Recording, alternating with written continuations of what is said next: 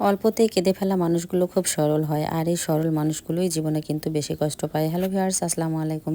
আমার খালা শাশুড়ি যেহেতু আসছে, সেহেতু আমার রুটি বানানোর কোনো প্যারা নেই। উনি হচ্ছে একা হাতেই রুটি বানিয়ে কি সুন্দর করে হচ্ছে ভেজে দিল, আর এদিক দিয়ে হচ্ছে তো ডিম ভাজি করে নিলাম। তো সকালবেলা হচ্ছে ডিম ভাজি রুটি, তার সঙ্গে হচ্ছে তো দুধ চা, সবাই মিলে নাস্তা করে নিলাম। এরপরেই হচ্ছে তো রান্নাবান্না আমার শুরু। আজকে দুপুর রাতের জন্য একবারেই করে নেব। তো এদিক দিয়ে হচ্ছে আজকে মসুরের ডাল বসিয়ে দিয়েছি, তার সঙ্গে হচ্ছে কয়েকটা কুমারি আলু, আর তার সঙ্গে হচ্ছে শাক ভাজি করবো, মিশালি শাক ভাজি। আর আজকের ডালটা হচ্ছে একটু পাতলা পাতলা করে রান্না করব, কেন জানোই খুব খেতে ইচ্ছে করতেছিল পাতলা মসুরের ডাল, আর তার সঙ্গে আলু ভর্তা, শাক ভাজি।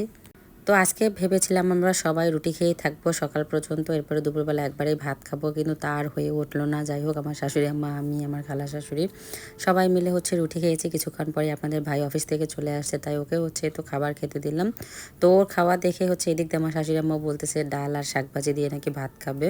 তো আমরা রুটি খাওয়ার পর পরে আবার কিন্তু সবাই মিলে যে গরম গরম শাক ভাজি, ডাল, আলুর ভর্তা দিয়ে আবার ভাত খেয়ে নিয়েছি। আসলে গ্রামের পরিবেশটাই কিন্তু এরকম, একজনের দেখা দেখি আরেকজন, আর সবাই মিলে একসঙ্গে বসে আর কি খাওয়াটা অনেক ভালো লাগে। একা থাকার জীবনটা একরকম, আর জয়েন্ট ফ্যামিলিতে থাকার জীবনটা কিন্তু অন্যরকম।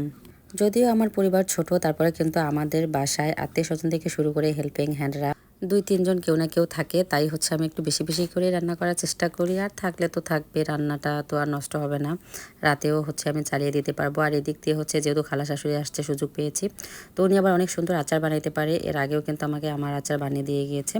তো এই আমগুলো হচ্ছে আমি সেদ্ধ করে রেখে দিয়েছিলাম ডিপ ফ্রিজে, আজকে তা বের করেছি সকালবেলায়। নর্মাল করে নেওয়ার পরে হচ্ছে খালা শাশুড়ি অনেক সুন্দর করে পানিটা টেনে নিল। আজকে শুধু এমনিতেই চিনি দিয়ে আর লবণ দিয়ে ভেজে রাখলো, কালকে হচ্ছে আচারটা বানাবে। আর এদিক দিয়ে হচ্ছে তো চালতাগুলো কেটে নিলাম, চালতার আচারও হচ্ছে বানিয়ে নেব। তো এই চালতা দুটা হচ্ছে আসলে আমি ফার্স্ট টাইম কিন্তু চালতা কেটেছি, আপনারা হয়তো বা ভাবলে অবাক হবেন। তো কাটতে গিয়ে হচ্ছে আমি আর কি প্রথম কাটতে পারতেছিলাম না, তো আমার খালা শাশুড়ি শিখিয়ে দিল। তো প্রথমে দা দিয়ে হচ্ছে আমি 2 ভাগ করে নিলাম। তো মাঝখানে যে বিচিটা থাকে ওই বিচিটা ফেলে দিতে বললো, তো বিচিটা ফেলে দেওয়ার পরে হচ্ছে এই তো বটিতে করে এরকম হচ্ছে ছোট ছোট স্লাইস করে কাটতে বললো। তো আমি কাটতে গিয়ে আবারটা মোটা হচ্ছিল বলে আমার খালা শাশুড়ি এই যে দেখেন কেটে একেবারে শিখিয়ে দিল। এরপরে হচ্ছে আমি কিন্তু সুন্দর করে কাটলাম। আর এদিক দিয়ে হচ্ছে কাটতে গিয়ে এত পরিমাণে এটা পিচ্ছিল আর কি, বারবার হচ্ছে হাত পিছলে যাচ্ছে। তো অতিরিক্ত পিচ্ছিল হওয়ার কারণে শেষে হচ্ছে আমার হাতের একটা আঙ্গুলের একটু অংশ হচ্ছে এই তো ছেলেই গেল বটি দিয়ে। তো যাই হোক, কিছু করার নেই, যাহাই থাকে ভাগ্যে তাহাই হচ্ছে ঘটবে। তো এদিক দিয়ে আবার এগুলো আমি পানি দিয়ে ভালোভাবে হচ্ছে আগে পরিষ্কার করে নিচ্ছিলাম আর কি। এই যে এই অংশটা আমার ছিলে গেছে, তো পানি দিয়ে ভালোভাবে পরিষ্কার করে নিয়ে আবার সারা রাত নাকি পানি দিয়ে ভিজে রাখতে হবে।